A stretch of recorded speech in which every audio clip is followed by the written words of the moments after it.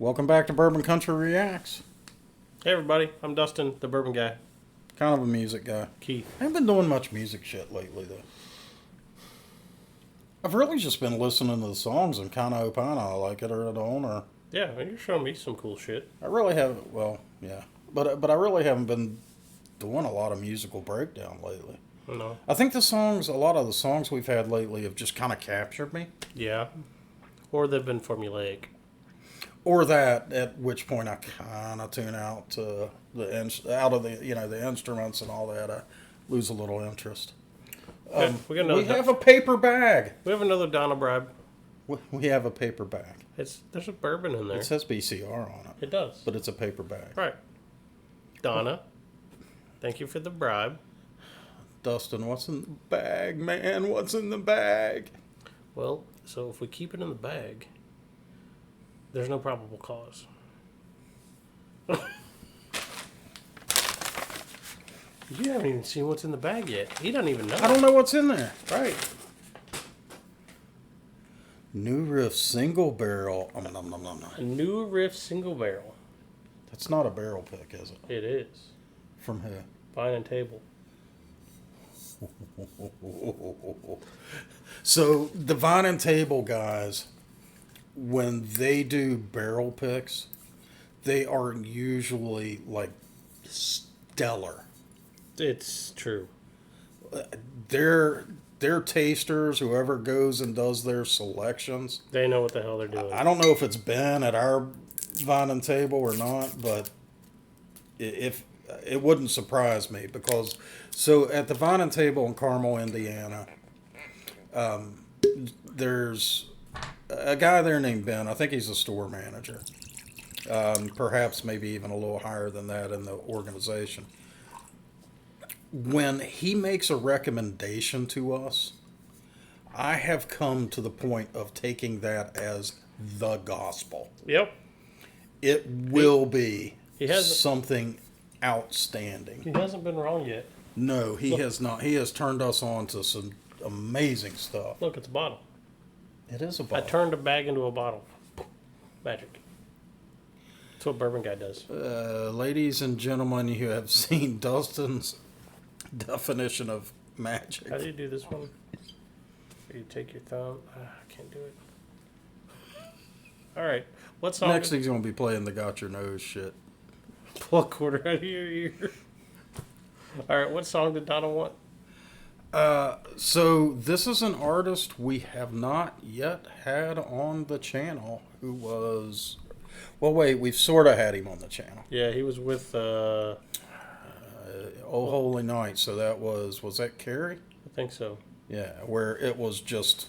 Have we not done a Vince Gill by himself? I don't think we have. Okay. So I'm looking forward to this. So I don't know anything, I think, about... What? So the song she wanted was... This has to be the right one. It said... I'm confused. It says Oklahoma Borderline, but live version A&E Killer Guitar Player. Well, apparently... All right. So she's giving us a heads up. Okay. So what I know of Vince Gill, I'm 90% sure that he has been sitting in for Glenn Frey with the Eagles and playing some mean guitar. Aha. Right? Okay. So I know from his Eagles live performances, some that I've seen, Vince Gill can play a fucking guitar. So I think Donna is telling us that there's going to be some sweet guitar work in this song. Twist my arm. Yeah, and I want to hear it. Here we go. Great voice, great songwriter, and a killer guitar player. Because anybody who knows guitar playing We'll see. knows the fact that you can really play this thing. Also, you're up for a Grammy for Instrumental of the Year, A Soldier's Joy. Yeah, with my buddy Randy Scruggs. There you go.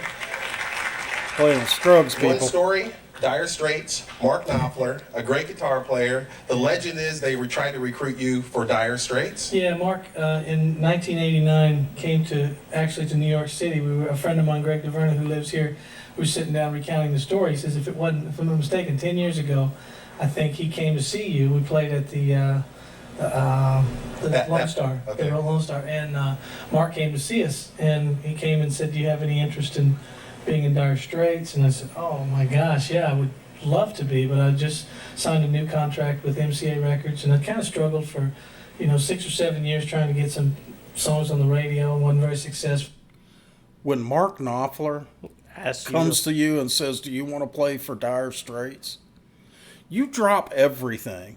This contract over here, I'm breaking it. Contract? What contract? No contract. Yeah, Mark, I'm going to play for Dire Straits. That would be a guitar lesson every night. Free. Like, man. Wow. So that is an endorsement of his skill, though. When Mark Knopfler comes to you and says, "You want to play?" Right.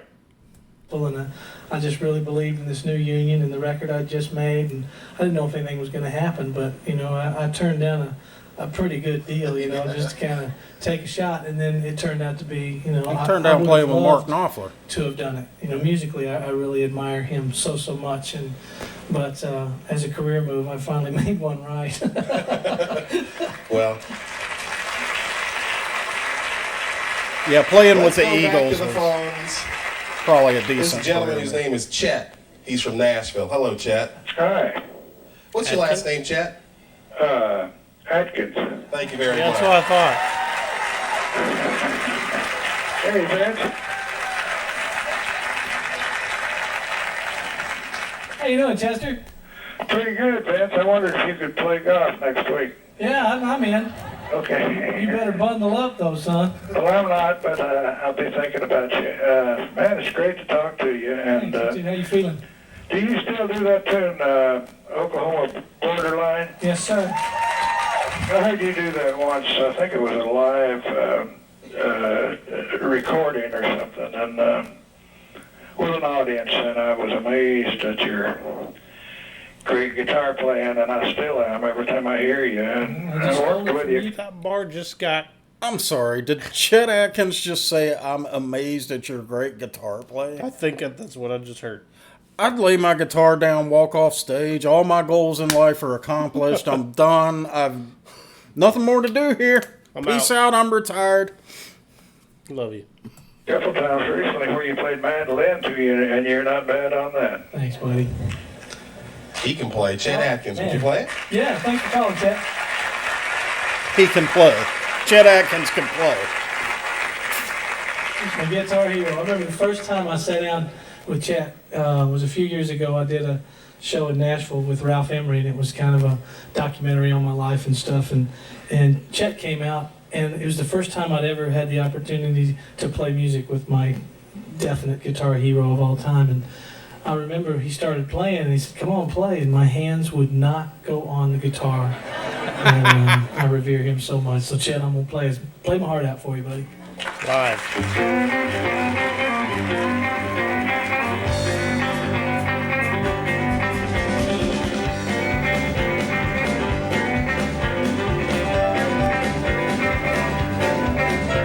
It's raining down in Houston, I got holes on my heel. Baby put me on the stage, she says I'm through with you. She thinks I'm gonna mess her, someone tell her that she's wrong. Going back to Oklahoma, boys, 'cause that's where I belong. I need one good ride, be satisfied. Come on, Oklahoma, borderline. If we roll all night, she'll be coming in sight. Come on, Oklahoma, borderline. I don't need no Texas girl dogging me around. Let be an okay son, but I still win the town. Those Oklahoma City girls, they always treat you right. Tell mama and them I'm coming home. We run out tonight. I need a one good ride, be satisfied. Come on, Oklahoma, borderline. If we roll all night, she'll be coming in sight. Come on, Oklahoma, borderline. Come on, Jeffrey.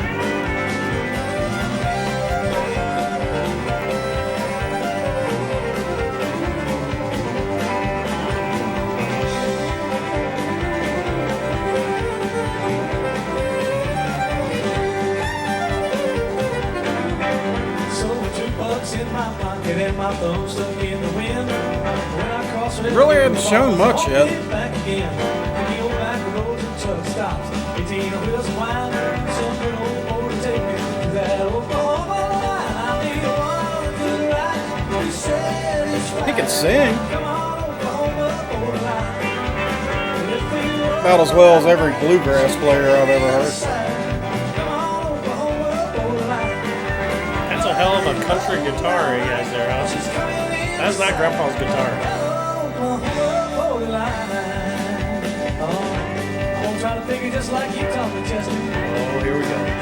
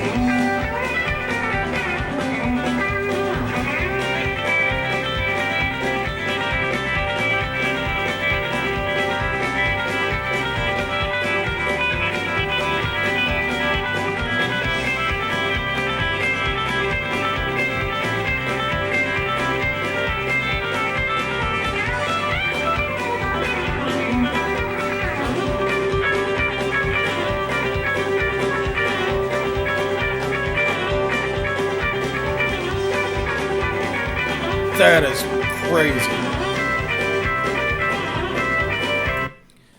So I really shouldn't stop this, but I kind of have to. What he's doing right now with his right hand, he's kind of pedaling on these strings and shooting with these two fingers and jumping up and popping chords while he's pedaling. It's like, It's almost like Spanish flamenco where they'll pedal, but they're doing that with 5 fingers, right? but he's also, correct me if I'm wrong, you're the guitar guy. I feel like he's also switching techniques during the solo. Like, sometimes he's like, what do you call the picking where it's very deliberate? Well, so he's doing efficiency picking. And then he's doing the other thing that you just talked about. So, yeah, he's changing up right hand technique. It's pretty amazing.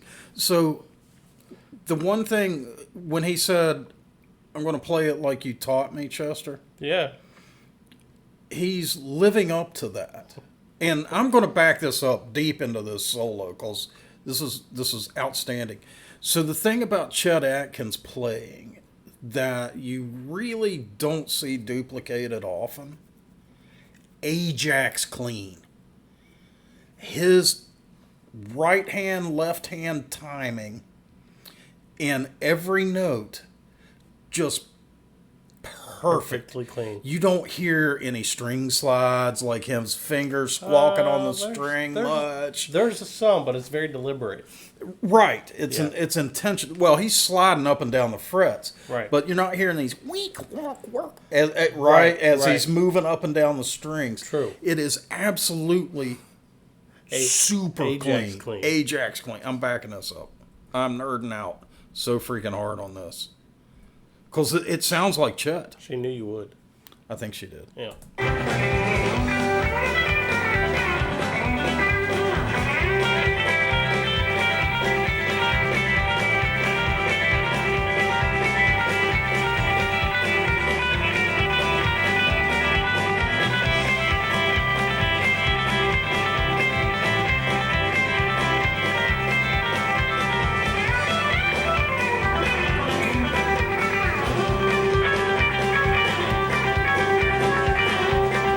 I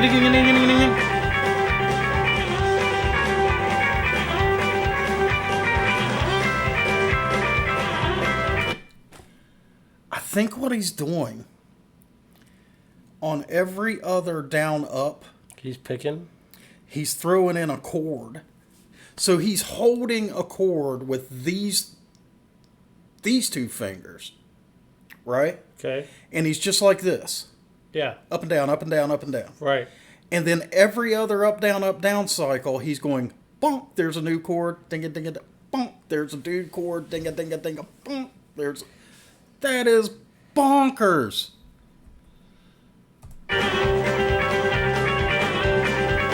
It's exactly what he's doing.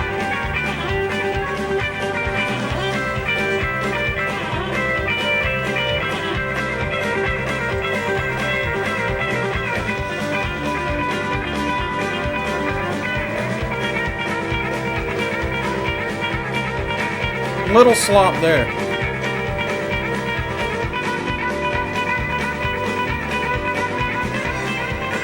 I think it's intentional there. I think that's the sound he was going for. I think it was. Holy shit.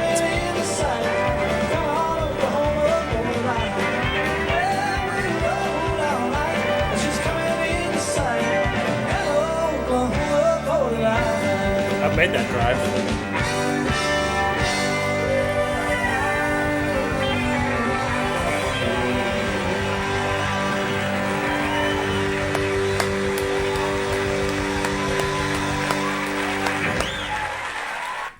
That was an absolute pleasure to listen to. Oh my God. My brain kind of hurts now. But it's not like jazz. No, it's a different. It's like, how is he doing that? It stays in key, it stays on a melody. But how's he doing it? I kind of do wonder about the practice levels involved to get to that level.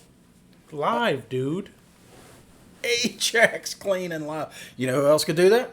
Chet Atkins. His buddy Chester. It's Buddy Chester that calls him on stage. Wow. Yeah. So we can lay to bed any question on whether or not Vince Gill can play a fucking guitar. You think he can play guitar? I think he's a reasonably good guitar player. How cool would it be to watch him and Brad Paisley cut heads? They might not know what that means. So cutting heads is a 80s kind of guitar term for all these metal guys, where they would essentially have a guitar duel. And, you know, one guitarist would lay out this kind of mini solo and demonstrate some techniques.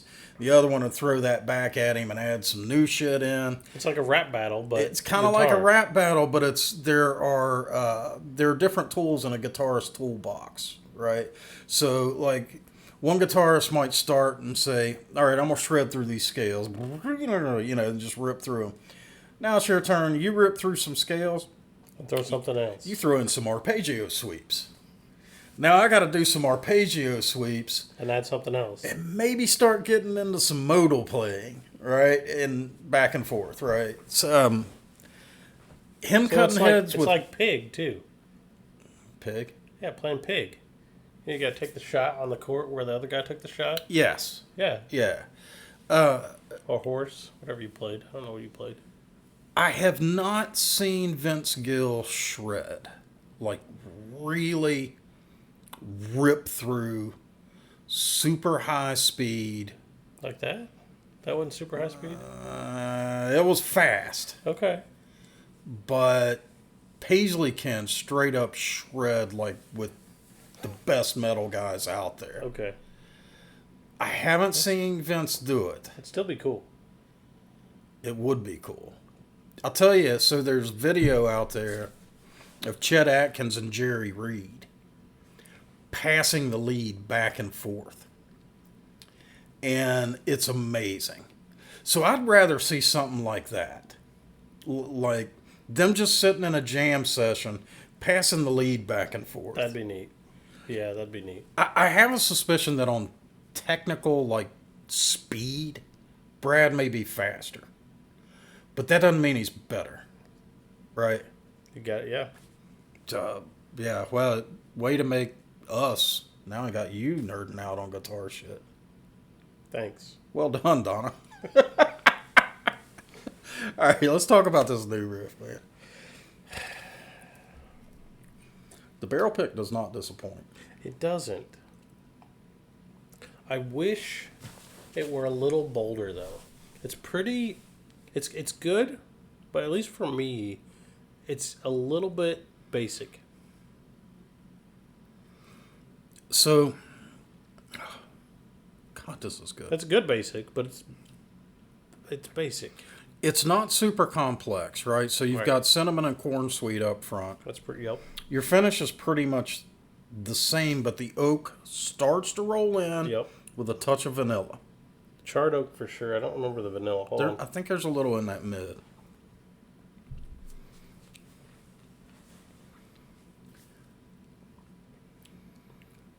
Where I think it goes from where it loses out from being really damn good to being blow your socks off good.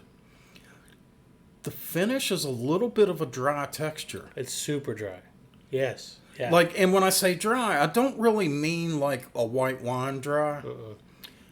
I mean like it actually kind of dries your mouth out a little bit. Yep. It dries, and it's like it leaves you with like a dry oak, like a dry oak. Like you just kind of you chewed on a piece of oak.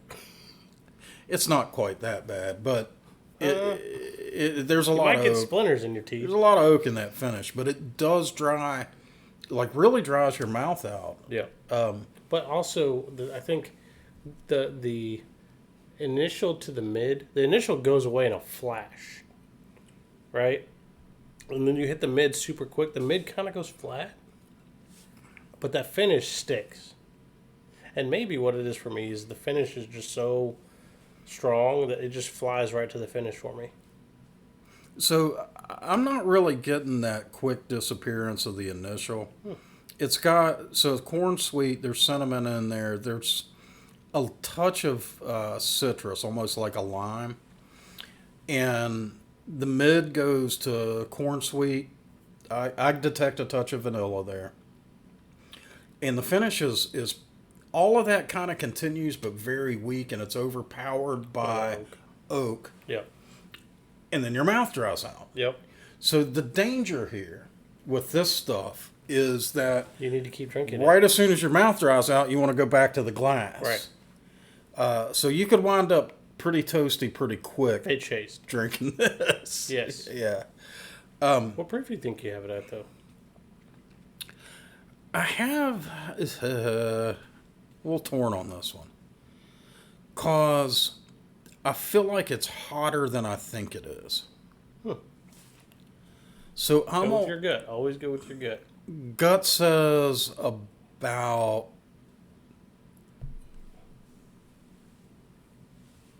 I'm gonna go about 100. That's interesting. So I just took a much smaller sip, and I'll get a lot more of the flavors you described. Take a big drink. I think I was taking too big of sips.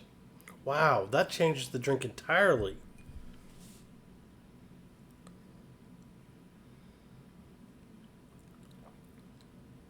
Oh, that's crazy. Entirely. It's super basic, corn sweet, and oak when you take a big drink. That's all you get. It's like not that great even. Right. But if you take a If you small tiny sip, sip this, everything just just... opens up. Legitimately, it opens up. So you're sitting there thinking, he's crazy. Well, I've got some of the flavors, but I'm like, they're really shallow, right? But no, not if you take a tiny sip. A tiny sip, and they're like, hey, I'm here. And by the way, I'm here too.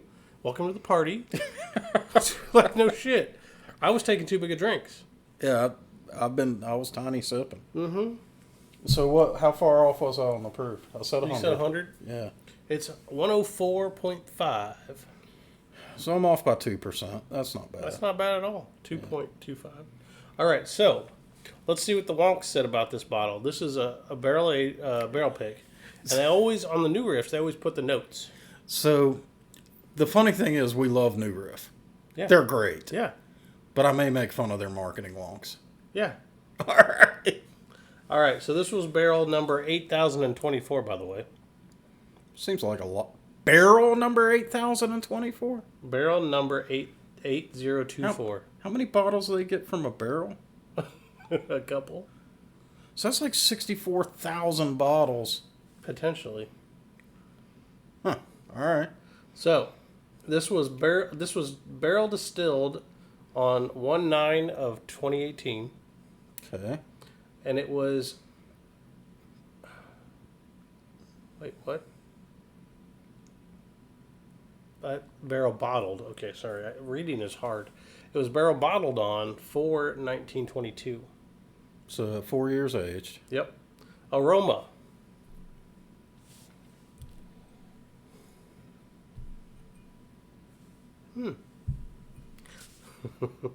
Bruised plum. No. And white pepper. I kind of get the white pepper. What the fuck is white pepper? It's different than black pepper. It's like a more mellow pepper. Never had it. Are you... Okay. Flavor.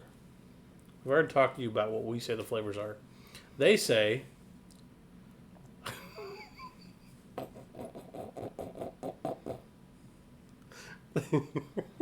Are they going to say stone fruit? honeyed dark fruits. And this one I wish was in the bottle, but I don't detect it. Orange marmalade. So let's talk a little bit about dark fruits. No. Honeyed dark fruits. What does that even mean? So presumably those are dark fruits that you add honey to. But let's talk about dark fruits. Is this like some Professor Snape shit? Dark arts? Dark arts, yeah. Wow, he's a nerd. You're a nerd. All right, so the finish. Man, just because I know Harry Potter shit doesn't make me a nerd. That absolutely makes you a nerd. You In the guys comments, tell us. does Harry Potter shit, knowing a little bit of Harry Potter shit, make you a nerd? When you're okay, hold on. Let's restate this.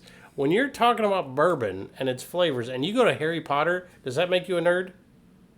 When you go to defense against the dark fruits, does that make you a nerd? Yes. But that's funny. All right, so the finish. That could be taken a really wrong direction. They really could. The finish is polished oak. Wait a minute. Is there a difference in taste between unpolished oak and polished oak? Well, allegedly, if you don't polish it, you'll get splinters. I mean, Very good, New Riff. We're not getting splinters from our glass. thank you. We do not want splinters. That would hurt. We appreciate your marketing wonks, New Riff, because they amuse us. They do. That's hilarious. All right, so that was a cool single barrel. That was a neat tune. Very, very neat tune. This is ultimately going to be a pretty long video because we nerded out pretty hard on the guitar stuff. Yes. Yeah. So if you stuck with us, Hey, thanks. give us a thumbs up, like us, subscribe, all the jazz. All right. Share us with your friends. Dude, I saw the other day, we're getting a good amount of shares. Oh, cool. I didn't haven't know looked at that. those. I haven't looked at those analytics. YouTube sent me some little Oh, did analytic they? thing, and it was in there, and I was like, well, that's cool. Hey, well done, guys. So thanks. We appreciate that. Yeah. So like, I subscribe, already said all that. tell us what to listen to, tell us what to drink. We'll see you next time. Bye-bye.